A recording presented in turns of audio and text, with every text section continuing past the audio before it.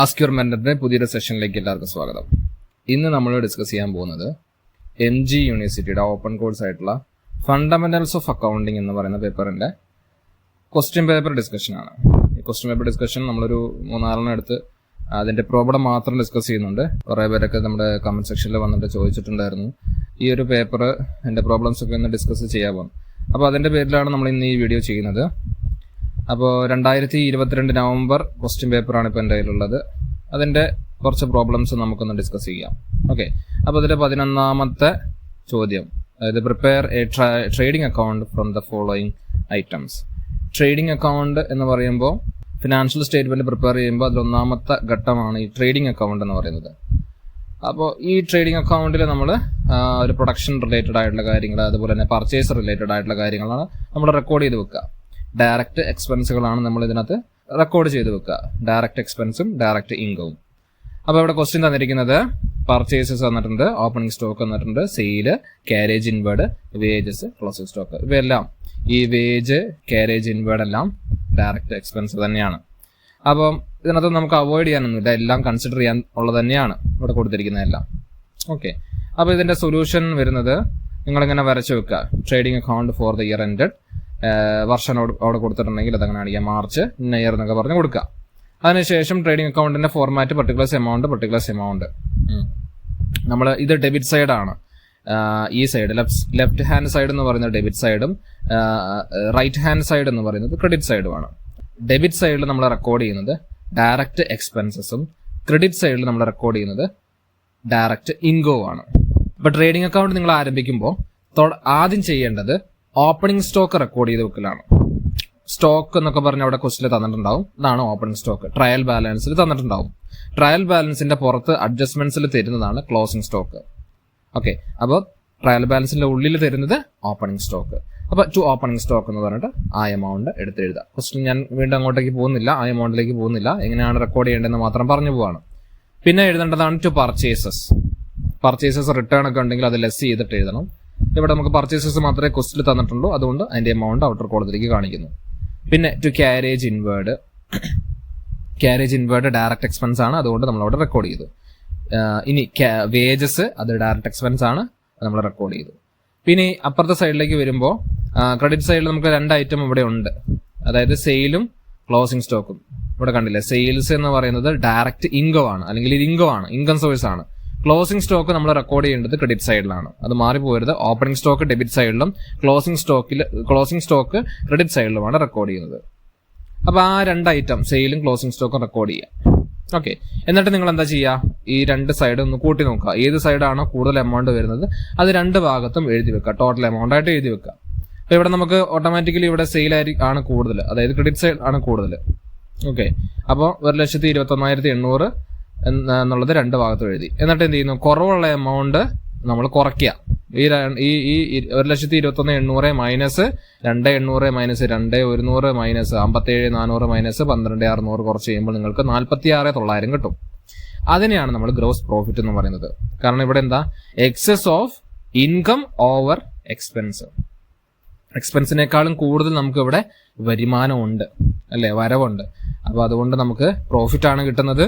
ആ പ്രോഫിറ്റ് നമ്മൾ റെക്കോർഡ് ചെയ്യുന്നത് ഡെബിറ്റ് സൈഡിലാണ്. ടു ഗ്രോസ് പ്രോഫിറ്റ് CBARD എന്ന് പറഞ്ഞിട്ട് നമ്മൾ റെക്കോർഡ് ചെയ്തു. ക്ലിയർ ആയി എന്ന് വിചാരിക്കുന്നു. എന്തെങ്കിലും ഡൗട്ട് ഉണ്ടെങ്കിൽ നിങ്ങൾക്ക് കമന്റ് സെക്ഷനിൽ വന്ന് ചോദിക്കാവുന്നതാണ്. അടുത്ത ക്വസ്റ്റ്യൻ ചോദിച്ചിരിക്കുന്നത് പാസ് ദ ഓപ്പണിംഗ് എൻട്രി. ഈ ഓപ്പണിംഗ് എൻട്രി വളരെ സിമ്പിൾ ആണ്. ഇത് വളരെ സിമ്പിൾ എന്ന് പറഞ്ഞു കഴിഞ്ഞാൽ ഇത് 5 മാർക്കിനാണ് ഇവിടെ ചോദിച്ചിരിക്കുന്നത്. ഇത് വളരെ സിമ്പിൾ ആയിട്ട് എഴുതാവുന്ന ഒരു എൻട്രിയാണ്. 5 മാർക്ക് എന്ന് പറഞ്ഞാൽ 1 മാർക്കിനുള്ള ചോദ്യമേ ഇതുള്ളൂ ശരിക്കും പറഞ്ഞാല്. ഓപ്പണിംഗ് എൻട്രി പാസ് ചെയ്യുക. Obtain from the business of mister Shyam, cash in hand. ഇവിടെ നിങ്ങൾക്ക് ഇത് മനസ്സിലാക്കണമെങ്കിൽ ഇത് ഓരോ ഐറ്റം തന്നിരിക്കുന്നത് എന്താണെന്നുള്ളത് മനസ്സിലാക്കി വെക്കുക. ഓക്കെ, ക്യാഷ് ഇൻ ഹാൻഡ് എന്ന് പറയുന്ന ഒരു അസറ്റ് ആണ്. അസറ്റിന് ഒരു റൂളുണ്ട്. റൂൾ നിർബന്ധമായിട്ടും പഠിച്ചാലേ അക്കൗണ്ടൻസി നിങ്ങൾക്ക് ചെയ്യാൻ പറ്റുള്ളൂ.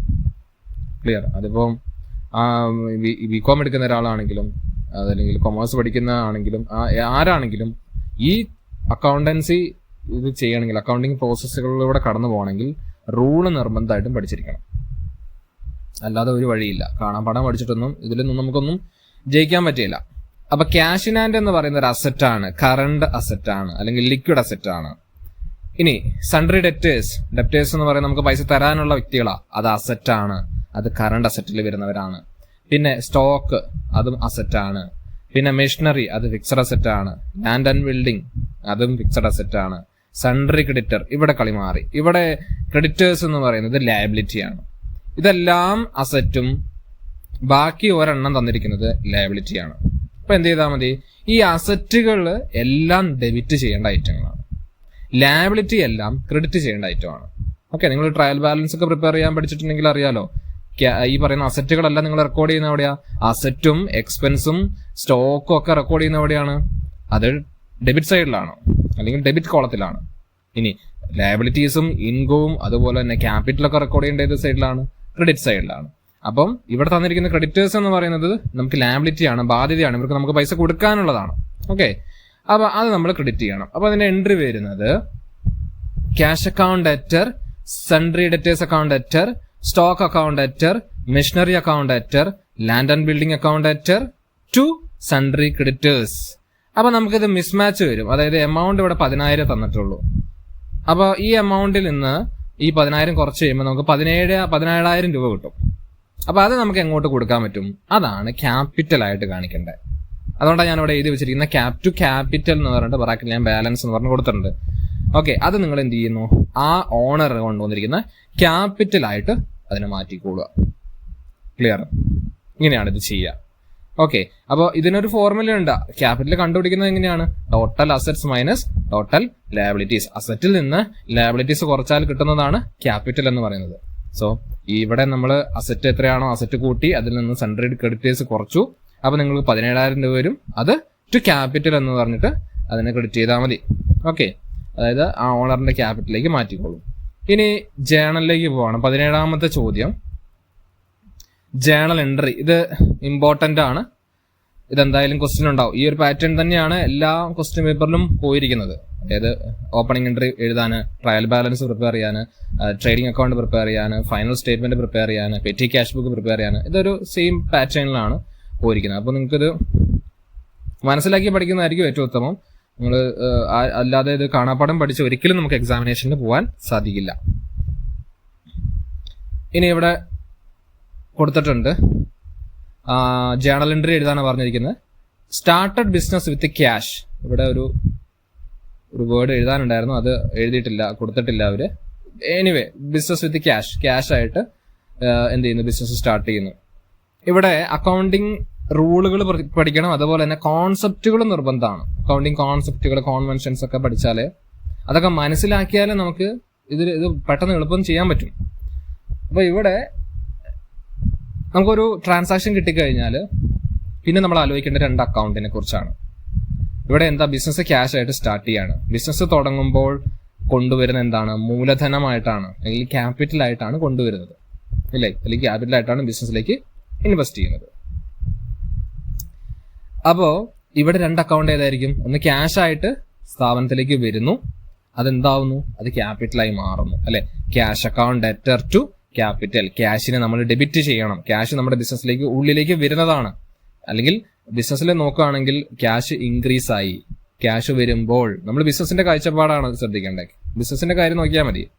ബിസിനസ്സിൽ എന്താ സംഭവിക്കുന്നതെന്ന് മാത്രം നോക്കിയാൽ മതി. ബിസിനസ്സിലേക്ക് എന്താ വരുന്നത്?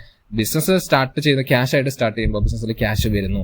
ക്യാഷ് വരുന്നുണ്ടെങ്കിൽ അതിനെ ഡെബിറ്റ് ചെയ്യണം. Cash account debtor to capital. Capital എന്ന് പറയുന്ന ഒരു ബാധ്യതയാണ്.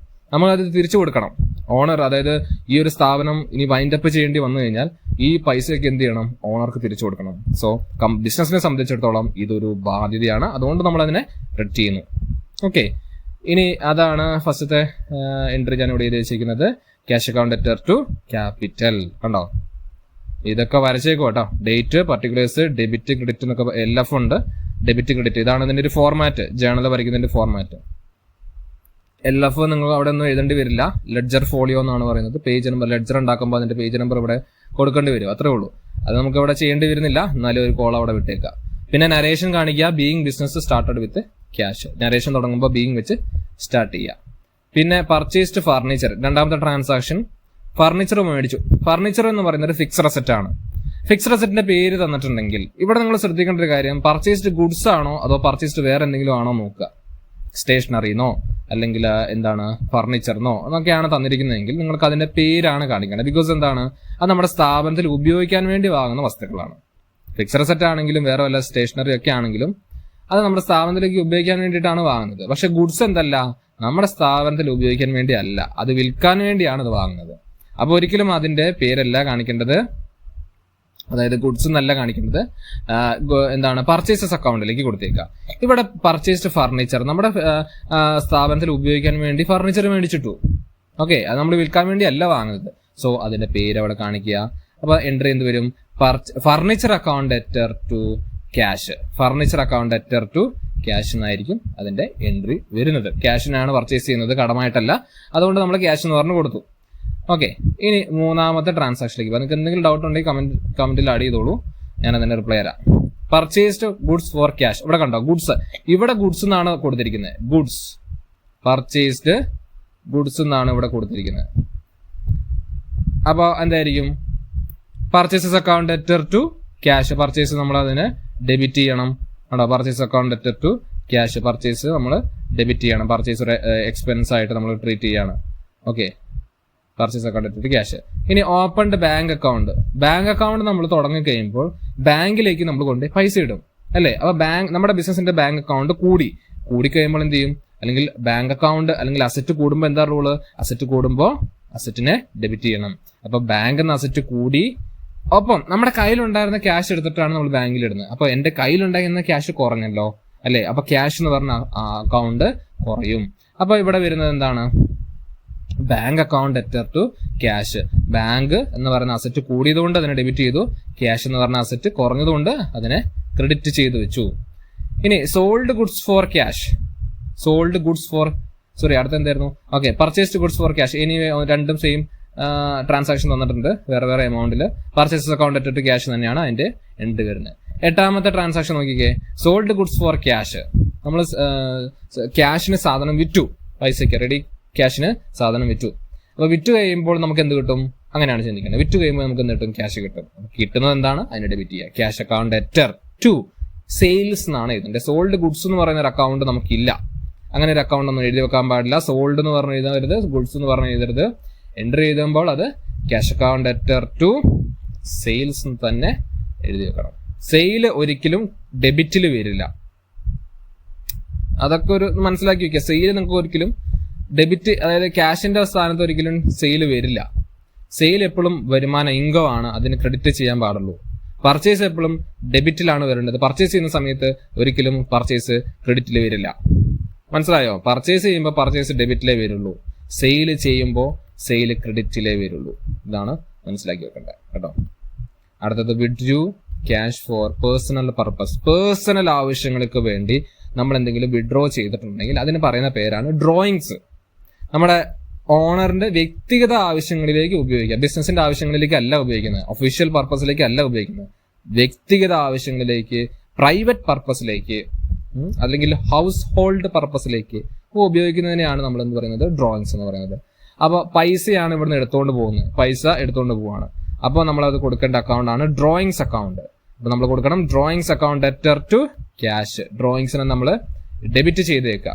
ഡ്രോയിങ്സ് ഡെബിറ്റ് ചെയ്യാനുള്ള കാരണം ഈ ഡ്രോയിങ്സ് ക്യാപിറ്റലിൽ നിന്നാണ് കുറയുക. ക്യാപിറ്റൽ, അതായത് ഒരു ഓണർ ബിസിനസ് സ്റ്റാർട്ട് ചെയ്യുമ്പോൾ കൊണ്ടുവരുന്നതാണോ ക്യാപിറ്റൽ എന്ന് പറയുന്നത്, അല്ലെ? മൂലധനം. അതിൽ നിന്നാണ് അയാൾ വീട്ടിലെ ആവശ്യങ്ങൾക്ക് വേണ്ടി പിൻവലിക്കുന്നത്. അപ്പൊ ഡ്രോയിങ്സ് കുറയുന്നു. ഡ്രോയിങ്സ് കുറഞ്ഞു കഴിഞ്ഞാൽ, ക്യാപിറ്റൽ കുറയുന്നു. ക്യാപിറ്റൽ കുറഞ്ഞു കഴിഞ്ഞാൽ അത് എന്താണ്? അതിനെ ഡെബിറ്റ് ചെയ്യണം എന്നാണ് റൂള്. അപ്പോൾ ഡ്രോയിങ്സിന് അതുകൊണ്ടാണ് നമ്മൾ അതിനെ ഡെബിറ്റ് ചെയ്യുന്നത്. പിന്നെ എന്താണോ പോയത് അത് ക്രെഡിറ്റ് ചെയ്യുക. ക്യാഷ് ആണ് കുറയുന്നത്, സോ ക്യാഷിന് ക്രെഡിറ്റ് ചെയ്തു. ഓക്കെ, ഇനി അടുത്ത ക്വസ്റ്റ്യനിലേക്ക് പോവാം. Purchased goods from Roy. റോയിന്റെ അടുത്ത് നമ്മൾ പർച്ചേസ് ചെയ്തു. റോയിന്റെ അടുത്ത് നിന്ന് പർച്ചേസ് ചെയ്താൽ എന്താണ്? ക്യാഷിന് പകരം റോയ് അങ്ങോട്ട് കൊടുത്താൽ മതി, അല്ലേ? ക്യാഷിന് പർച്ചേസ് ചെയ്യുകയാണെങ്കിൽ പർച്ചേസ് അക്കൗണ്ട് എടുത്തിട്ട് ക്യാഷ് എന്ന് പറഞ്ഞാൽ നമ്മൾ കൊടുത്തേനെ.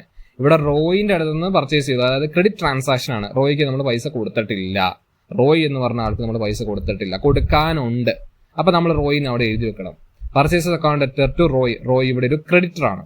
ഓക്കെ, ഇനി അടുത്തത് നോക്കിക്കേ. Sold goods to James.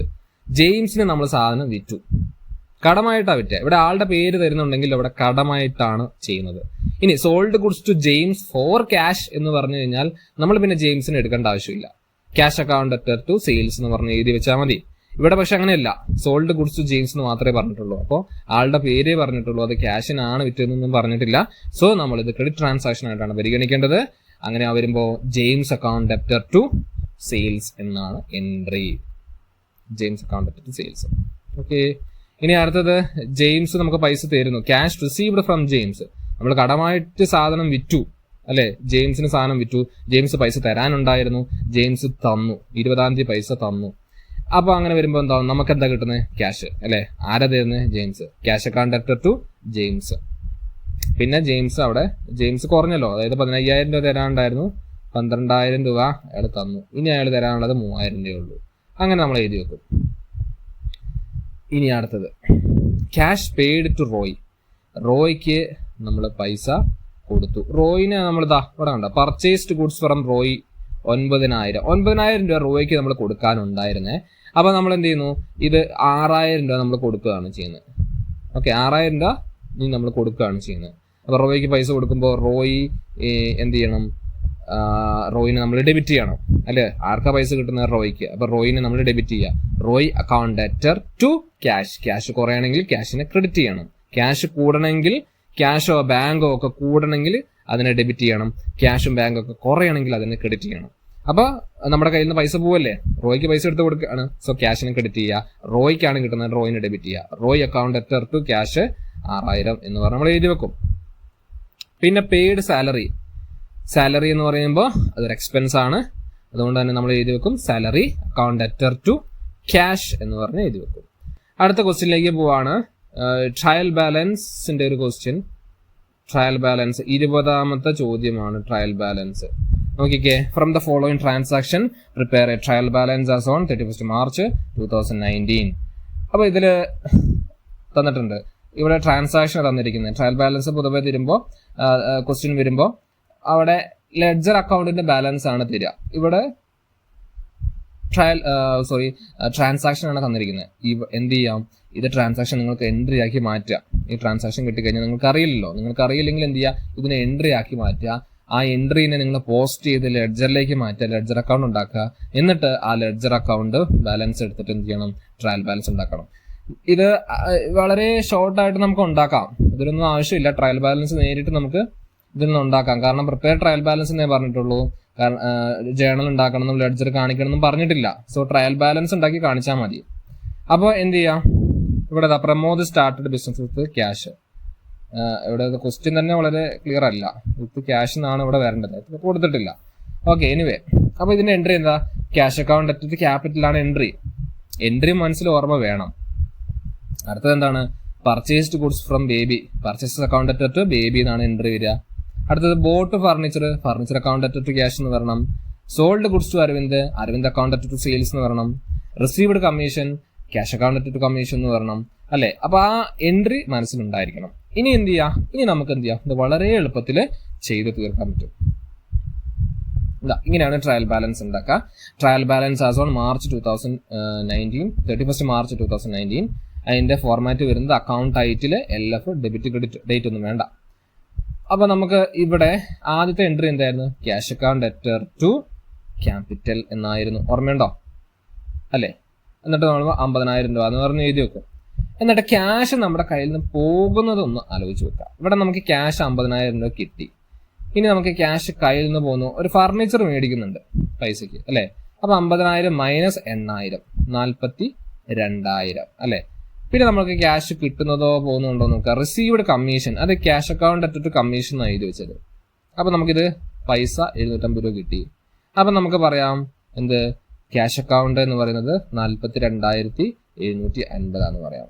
നമ്മൾ ആ എഴുതി വെച്ച അക്കൗണ്ടുകളൊക്കെ ഇല്ലേ, ഡെബിറ്റും ക്രെഡിറ്റുമായിട്ട് വേർതിരിച്ചു അല്ലെങ്കിൽ എൻട്രി ആക്കി എഴുതിയില്ലേ, അതിങ്ങനെ എഴുതി വെക്കുക ഓരോന്ന്.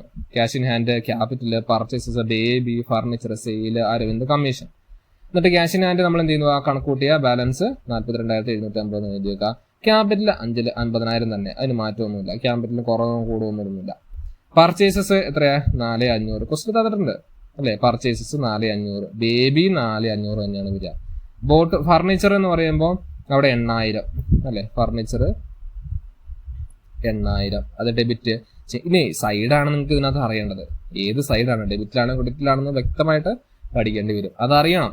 ക്യാഷ് ഇൻ ഹാൻഡ് അസറ്റ് ആണ്, അതുകൊണ്ട് ഡെബിറ്റ് ബാലൻസ് ഉണ്ടാവുള്ളൂ. ക്യാപിറ്റൽ ക്രെഡിറ്റ് ആണ്, അതിന് ക്രെഡിറ്റ് ബാലൻസ് ഉണ്ടാവുള്ളൂ. പർച്ചേസസ് ഡെബിറ്റ് ആണ്, പർച്ചേസസ് എക്സ്പെൻസസ് ആണ്, അതിന് ഡെബിറ്റ് ബാലൻസ് ഉണ്ടാവുള്ളൂ. ബേബി എന്ന് പറയുന്നത് ക്രെഡിറ്റർ ആണ്, ക്രെഡിറ്റ് ബാലൻസ് ഉണ്ടാവുള്ളൂ. ഫർണിച്ചർ അസറ്റ് ആണ്, അതുകൊണ്ട് തന്നെ ഡെബിറ്റ്. സെയില് ഇൻകം ആണ്, അതുകൊണ്ട് തന്നെ ക്രെഡിറ്റ്. അരവിന്ദ് അരവിന്ദ് സെയിൽ നടത്തി അല്ലെ, നമ്മൾ അരവിന്ദിന്റെ സാധനം വിറ്റതാ, അരവിന്ദ് നമുക്ക് പൈസ തരാനുള്ളവരാണ്, ഡെപ്റ്റർ ആണ്, അതുകൊണ്ട് ഡെബിറ്റ്. കമ്മീഷൻ നമുക്ക് കിട്ടിയതാണ്, ക്രെഡിറ്റ്. ഇങ്ങനെയാണ് വേർതിരിച്ച് കാണിക്കണ്ടേ കേട്ടോ. അത് നമ്മൾ വെറുതെ ഇങ്ങനെ എഴുതി പോകുന്നതല്ല, അതിനൊക്കെ ഓരോ റൂൾ അടിസ്ഥാനത്തിലാണ് നമ്മൾ ചെയ്യുന്നത്. റിസീവ്ഡ് കമ്മീഷൻ 750, അപ്പൊ കമ്മീഷൻ നമ്മൾ ക്രെഡിറ്റ് ചെയ്തു. ഇങ്ങനെ നമ്മളിത് പ്രിപ്പയർ ചെയ്തു. അപ്പൊ നമുക്ക് എന്ത് ചെയ്തു, രണ്ട് സൈഡും കൂട്ടി നോക്കി കഴിഞ്ഞാൽ ആൻസർ സെയിം ആയിരിക്കും. സെയിം അല്ലെങ്കിൽ നിങ്ങൾ ചെയ്ത എന്തെങ്കിലും മിസ്റ്റേക്ക് ഉണ്ട് എന്നുള്ളതാണ്. രണ്ട് സൈഡും ടോട്ടൽ ചെയ്യുക, ഡെബിറ്റും ക്രെഡിറ്റും ടോട്ടൽ ചെയ്താൽ രണ്ട് സെയിം ഈക്വൽ ആവും കേട്ടോ. ഇനി ലാസ്റ്റത്തെ ഒരു പ്രോബ്ലം കൂടെ ചെയ്യാം. അത് കഴിഞ്ഞ് ഞാൻ നിങ്ങൾക്കൊരു ഷോർട്ട് കട്ട് മെത്തേഡ് ഞാൻ പറഞ്ഞുതരാം, എങ്ങനെ നിങ്ങൾക്കത് ചെയ്യാമെന്നുള്ളത്. അത് നിങ്ങൾക്ക് അറിയില്ലെങ്കിൽ ഞാനൊരു വഴി പറഞ്ഞുതരാം. ഇനി പെറ്റി ക്യാഷ് ബുക്കിന്റെ ഒരു പ്രോബ്ലം ഉണ്ട്, അത് ഞാൻ ചെയ്തില്ല. കാരണം ഇത് വളരെ സിമ്പിളാണ്. പെറ്റി ക്യാഷ് ബുക്ക് ഉണ്ടാക്കുക എന്ന് പറയുന്നത് വളരെ സിമ്പിളാണ്. ഒരു ടൈം കൺസ്യൂമിംഗ് ആണ്, പക്ഷെ വളരെ സിമ്പിൾ ആയിട്ടുള്ള ഒരു കാര്യമാണ് ഇംപ്രസ് സിസ്റ്റം അനുസരിച്ച്. ഇതിൽ ആദ്യം നമുക്ക് എത്ര രൂപ കിട്ടിയെന്ന് നോക്കാം. 200 രൂപയാണ് നമുക്ക് ചീഫ് കാഷ്യറിന് അടുത്ത് നിന്ന് കിട്ടിയത്. ഈ ഇംപ്രസ് സിസ്റ്റം എന്ന് പറയുന്നത് നമുക്ക് അഡ്വാൻസ് ആയിട്ട് ഓരോ മാസവും നമുക്ക് ഹെഡ് കാഷ്യർ പെറ്റി കാഷ്യർക്ക് പൈസ കൊടുക്കും. പെറ്റി എക്സ്പെൻസസ് റെക്കോർഡ് ചെയ്യാൻ വേണ്ടിയിട്ടാണ്. അപ്പോൾ ചീഫ് കാഷ്യർ അല്ലെങ്കിൽ ഹെഡ് കാഷ്യർ പെറ്റി കാഷ്യർക്ക് കൊടുത്ത രൂപ 200, അത് നമുക്ക് റിസീവ്ഡ് എന്ന് പറഞ്ഞിട്ട് നമ്മൾ ലെഫ്റ്റ് ഹാൻഡ് സൈഡിൽ എഴുതി വെക്കണം. നിങ്ങൾക്ക് അതിന്റെ ഉത്തരങ്ങളൊക്കെ ഉണ്ടെങ്കിൽ ഒന്ന് എടുത്ത് നോക്കുക. എന്നിട്ട് നമുക്ക് എന്ത് ചെയ്യുന്നു, നമ്മൾ ഓരോ എക്സ്പെൻസസും എഴുതി വെക്കുന്നു. 3-ാം തീയതി ഡേറ്റ് ഇട്ടിട്ട് കൺവെയൻസ് ചാർജസ് എന്ന് പറഞ്ഞിട്ട്, എന്നിട്ട് ഓരോ കോളം ഇങ്ങനെ വരച്ചു വെക്കുക. കൺവെയൻസ്, അതേപോലെ തന്നെ പോസ്റ്റേജ് ആൻഡ് ടെലഗ്രാം, അതേപോലെ തന്നെ പ്രിലിമിനറി എക്സ്പെൻസസ്, അതേപോലെ തന്നെ ക്ലീനിങ് ചാർജസ്, ഇങ്ങനെ റിഫ്രഷ്മെന്റ് ചാർജസ്, ഇങ്ങനെ ടെലഗ്രാം, പോസ്റ്റേജ് ആൻഡ് ടെലഗ്രാം, പിന്നെ എന്താണ് മിസലേനിയസ് എക്സ്പെൻസസ് എന്നൊക്കെ പറഞ്ഞിട്ട് ഇങ്ങനെ എഴുതി വെക്കുക. നിങ്ങൾക്ക് ആ ഒരു ഇതുണ്ടെങ്കിൽ മീൻസ് ടെക്സ്റ്റ് ബുക്കോ അതിന് നോട്ട് റെഫറൻസ് ഒക്കെ ഉണ്ടെങ്കിൽ ഒന്ന് എടുത്ത് നോക്കിയാൽ നന്നായിരിക്കും. ഇതൊന്നുമില്ല, വളരെ സിമ്പിളാണ്. എന്നിട്ട് ഓരോന്നും ഇങ്ങനെ എഴുതി പോവുക. എന്നിട്ട് ഈ എക്സ്പെൻസ് മൊത്തം കൂട്ടുക. എന്നിട്ട് നമുക്ക് തന്ന ക്യാഷ് കിട്ടിയില്ലേ, ആ 200 രൂപ ക്യാഷ് കിട്ടിയില്ല, അതിന് കൂടെ കുറച്ച് കഴിയുമ്പോൾ ബാലൻസ് കിട്ടും. അത് ബാലൻസ് CBARD എന്ന് പറഞ്ഞ് എഴുതി വെച്ചാൽ മതി കേട്ടോ. അത് നിങ്ങൾക്ക് അതിലൊരു ഡൗട്ട് ഉണ്ടെങ്കിൽ നിങ്ങൾ പിന്നെ ഒരു നമ്പറിലേക്ക് വാട്സപ്പ് നമ്പർ കോൺടാക്ട് ചെയ്യാനുള്ള വാട്സപ്പ് നമ്പർ എൻ്റെ ചാനലിൽ കൊടുത്തിട്ട് നിങ്ങൾക്ക് വേണമെങ്കിൽ കോൺടാക്ട് ചെയ്യാം. അതിൽ ഞാൻ എന്തെങ്കിലും നിങ്ങൾക്ക് ഇത് ഡൗട്ട് ഉണ്ടെങ്കിൽ ഒന്ന് ചോദിച്ചു കഴിഞ്ഞാൽ ഞാൻ പറഞ്ഞുതരാവുന്നതാണ്. ഓക്കെ, ഇത് വളരെ സിമ്പിൾ ആയതുകൊണ്ട് ഞാനത് ചെയ്തില്ല. ഇനി ഏറ്റവും ഇമ്പോർട്ടൻ്റ് ആയിട്ട് നിങ്ങൾ പഠിച്ചു വെക്കേണ്ട ഒരു ഏരിയ ആണ് ഫിനാൻഷ്യൽ സ്റ്റേറ്റ്മെന്റ് പ്രിപ്പയർ ചെയ്യുക, ഫൈനൽ സ്റ്റേറ്റ്മെന്റ്. ഓക്കെ, അത് പ്രിപ്പയർ ചെയ്യാൻ വളരെ ഈസിയാണ്, പക്ഷെ അറിഞ്ഞില്ലെങ്കിൽ ടാലി ആവില്ല, തെറ്റിപ്പോവും, 100% തെറ്റിപ്പോവും. അപ്പോൾ ഇങ്ങനെ ട്രയൽ ബാലൻസ് ആണ് നമുക്ക് ക്വസ്റ്റ്യൻ തരിക. ഇവിടെ ഉണ്ടോ, following from the trial balance prepare financial statement for the first quarter of the financial year 2018-19 എന്ന് പറഞ്ഞ് കൊടുത്തിട്ടുണ്ട് അല്ലെ. ഇതൊക്കെ അവിടെ നിൽക്കട്ടെ. ഇനി ഒരുപാട് ലിസ്റ്റ് കൊടുത്തിട്ടുണ്ട്. ഇവിടെ നിങ്ങൾക്ക് അഡ്ജസ്റ്റ്മെന്റ്സ് ഒന്നും ഇല്ല, അതുകൊണ്ട് തന്നെ വളരെ സേഫ് ആണ് ഈ ഒരു ക്വസ്റ്റ്യനില്. നമുക്ക് trading and profit loss account ആണ് ആദ്യം വരയ്ക്കുന്നത്. Trading and profit loss account for the year ended 31 March 2019 എന്ന് പറഞ്ഞു കൊടുക്കുക. അതിനുശേഷം പർട്ടിക്കുലേഴ്സ് എമൗണ്ട് അതിന്റെ ഫോർമാറ്റ് അങ്ങ് വരച്ചു വെക്കുക. ട്രേഡിംഗ് ആൻഡ് പ്രോഫിറ്റ് ലോസ് അക്കൗണ്ടിന് സെയിം ഫോർമാറ്റ് ആണ്. വ്യത്യാസം എന്താണ്? ട്രേഡിംഗ് അക്കൗണ്ടിൽ നമ്മൾ എല്ലാ ഡയറക്റ്റ് എക്സ്പെൻസസും ഡയറക്റ്റ് ഇൻകം ആണ് റെക്കോർഡ് ചെയ്യുക. പ്രോഫിറ്റ് ആൻഡ് ലോസ് അക്കൗണ്ടിൽ നമ്മൾ ഇൻഡയറക്റ്റ് എക്സ്പെൻസസും ഇൻഡയറക്റ്റ് ഇൻകം ആണ് റെക്കോർഡ് ചെയ്യുക. ഇനി ഇതിന്റെ ഒരു ഫോർമാറ്റ് ഞാൻ പറഞ്ഞല്ലോ. ട്രേഡിംഗ് അക്കൗണ്ട് ഉണ്ടാക്കുമ്പോൾ ആദ്യം ഓപ്പണിംഗ് സ്റ്റോക്ക് ക്വസ്റ്റിൽ തന്നിട്ടുണ്ടോ നോക്കുക, അത് എഴുതി വെക്കുക. പർച്ചേസസ് ലെസ് പർച്ചേസ് റിട്ടേൺ ഉണ്ടെങ്കിൽ അത് കുറച്ചിട്ട് വേണം എമൗണ്ട് കാണിക്കാൻ. ഇപ്പുറത്തെ സൈഡിലേക്ക് വന്നു കഴിഞ്ഞാൽ സെയിൽ കാണിക്കുക, ബൈ സെയിൽസ്. റിട്ടേൺ ഉണ്ടെങ്കിൽ അത് കുറയ്ക്കുക, എന്നിട്ട് വേണം ഔട്ടർ കോളത്തിലേക്ക് എമൗണ്ട് കാണിക്കാൻ. അപ്പൊ അത് കഴിഞ്ഞല്ലോ. അപ്പൊ നോക്കിക്കേ, opening stock purchases less purchase return, by sale less returns by closing stock. അവിടെ ഓപ്പണിംഗ് നമ്മൾ ഡെബിറ്റ് കൊടുത്തു, ക്ലോസിംഗ് നമ്മൾ ക്രെഡിറ്റിൽ കൊടുത്തു. ഈ ക്ലോസിംഗ് സ്റ്റോക്ക് എവിടെ നിന്ന് കിട്ടും? ക്ലോസിംഗ് സ്റ്റോക്ക് ഇതിനകത്ത് തരില്ല. എവിടെ തരും? അറ്റ് ലാസ്റ്റ് ഇവിടെ കൊടുത്തിട്ടുണ്ടാവും stock at the closing date എന്ന് പറഞ്ഞിട്ട് കണ്ടോ, 52,000 എന്ന് പറഞ്ഞു കൊടുത്താണ്ടോ, അതാണ് ക്ലോസിംഗ് സ്റ്റോക്ക്, അതാണ് ഇവിടെ കൊടുക്കണ്ടേ. എന്നിട്ട് നിങ്ങൾ ബാലൻസ് ചെയ്യുക. ബാലൻസ് ചെയ്യുമ്പോൾ ഗ്രോസ് പ്രോഫിറ്റ് ആണ് കിട്ടുന്നത് 39,800 എന്ന് പറഞ്ഞ് ഞാനിവിടെ എഴുതി വെച്ചിട്ടുണ്ട് സി ബാർഡി. അത് നിങ്ങൾ എന്ത് ചെയ്യുന്നു, ഇത് പ്രോഫിറ്റ് ലെസ് അക്കൗണ്ടിലേക്ക് മാറ്റുന്നു. ബൈ ഗ്രോസ് പ്രോഫിറ്റ് ബി ബാർഡി എന്ന് പറഞ്ഞിട്ട് ആ എമൗണ്ട് കൊടുത്തതുണ്ടോ. ഇനി നമ്മൾ പ്രോഫിറ്റ് ലെസ് അക്കൗണ്ടിലേക്കാണ് പോകുന്നത്. പ്രോഫിറ്റ് ആൻഡ് ലോസ് അക്കൗണ്ടിൽ നമ്മൾ കൊടുത്തിരിക്കുന്ന ഈ വേജസ് മാത്രമേ ഇവിടെ ഡയറക്റ്റ് എക്സ്പെൻസ് ഉള്ളൂ. അത് നിങ്ങൾ തിരിച്ചറിയണം, ഏതൊക്കെയാണ് ഡയറക്റ്റ് എക്സ്പെൻസ്, ഏതൊക്കെയാണ് ഇൻഡയറക്റ്റ്. ഓക്കെ, പർച്ചേസ് റിലേറ്റഡ് ആയിട്ട് വരുന്ന എല്ലാ എക്സ്പെൻസുകളും, പ്രൊഡക്ഷൻ റിലേറ്റഡ് ആയിട്ട് വരുന്ന എല്ലാ എക്സ്പെൻസുകളും എന്താണ്? ഡയറക്റ്റ് എക്സ്പെൻസ് ആണ്. Office expenses, selling expenses, trading expenses, ഇതെല്ലാം എന്താണ്? ഇതെല്ലാം ഇൻഡയറക്റ്റ് എക്സ്പെൻസസ് ആണ്. അത് റെക്കോർഡ് ചെയ്യേണ്ടത് പ്രോഫിറ്റ് ലെസ് അക്കൗണ്ടിലാണ്. അപ്പോൾ trade expenses, printing and stationery, professional charge, salaries, income tax, discount allowed, insurance, ഇതൊക്കെ എന്താണ്? ഇൻഡയറക്റ്റ് എക്സ്പെൻസ് ആണ്. അത് റെക്കോർഡ് ചെയ്യേണ്ടത് പ്രോഫിറ്റ് ലെസ് അക്കൗണ്ടിൽ ഡെബിറ്റ് സൈഡിൽ. ഇനി നമുക്ക് കിട്ടിയതൊക്കെ ഉണ്ടാവും. കമ്മീഷൻ കിട്ടിയതുണ്ട് 3,300. അതെങ്ങനെ മനസ്സിലാക്കാം?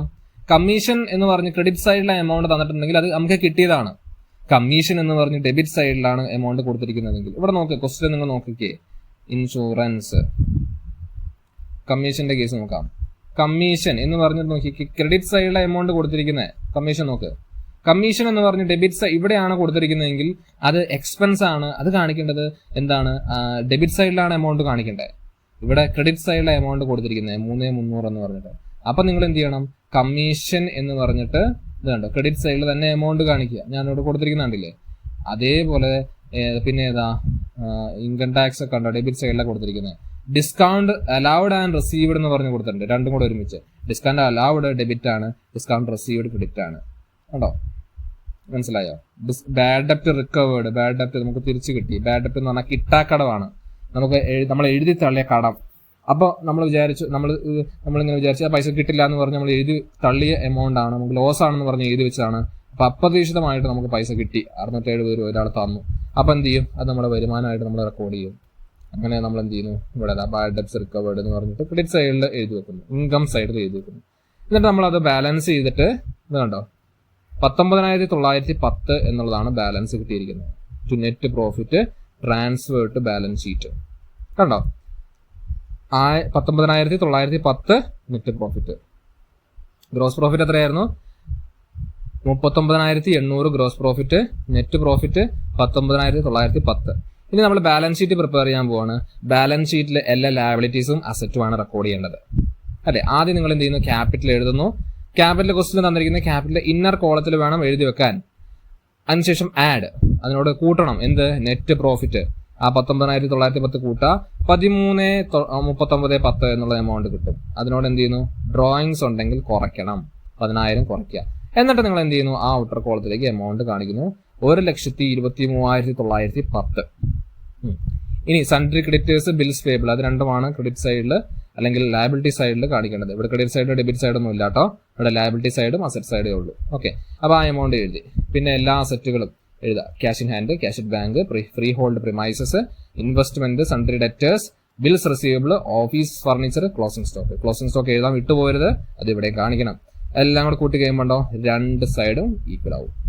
1,62,910 എന്നുള്ളത് രണ്ട് സൈഡ് ഈക്വൽ ആവും. അങ്ങനെയാണെങ്കിൽ നിങ്ങൾ ചെയ്ത് ശരിയാണ് എന്നുള്ളതാണ് സൂചിപ്പിക്കുന്നത്. സോ ഇത്രയാണ്. ഓക്കെ, ഈ ഒരു ഫോർമാറ്റ് തന്നെയാണ് എല്ലാ ചോദ്യത്തിലും വരുന്നത്.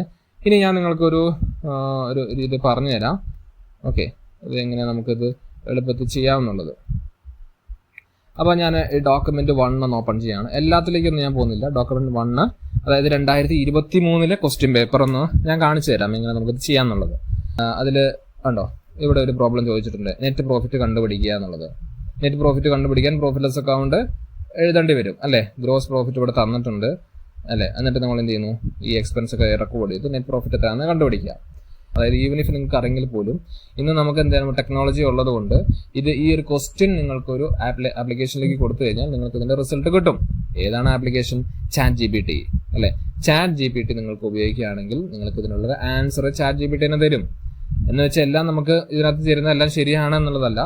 പക്ഷേ നമുക്ക് വേണ്ട കാര്യങ്ങൾ നമുക്കിത് ചെക്ക് ചെയ്യാൻ അറിയാമെങ്കിൽ, അതായത് നമുക്കൊരു പെട്ടെന്ന് ഒരു ആൻസർ അറിയില്ല, നമുക്ക് ഇതിലേക്ക് ക്വസ്റ്റ്യൻ കൊടുത്തു കഴിഞ്ഞാൽ ഇത് തന്നെ ചെയ്തു തരും. 100% ഒരു അക്യുറസി ഇല്ല, അത് ഞാൻ പറയാം. 100% ഇത് ശരിയാണ് എന്നുള്ളതൊന്നും ഒരു വാദമൊന്നുമില്ല. എനിക്ക് തെറ്റുകൾ വരും.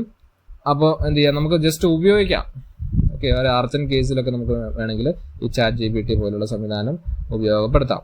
ഓക്കെ, ഇനി ഇവിടെ ക്വസ്റ്റ്യൻ ചോദിച്ചിരിക്കുന്നത് നോക്കിയേ, നെറ്റ് പ്രോഫിറ്റ് കണ്ടുപിടിക്കാനാണ് പറഞ്ഞിരിക്കുന്നത്. ഓക്കെ, ആ ക്വസ്റ്റ്യൻ നിങ്ങൾക്ക് ഞാൻ ഈ ഒരു PDF ഞാൻ അറ്റാച്ച് ചെയ്ത് തരാം, നിങ്ങൾക്ക് വേണമെങ്കിൽ അത് ഡൗൺലോഡ് ചെയ്ത് ഉപയോഗിക്കാവുന്നതാണ്. അപ്പം ഞാനിങ്ങനെ ഒരു ക്വസ്റ്റ്യൻ ഇവിടെ കൊടുത്തു. Gross profit 41,000, salary 9,000, rent tax 2,500, ഇങ്ങനെ ക്വസ്റ്റ്യൻ കൊടുത്തു.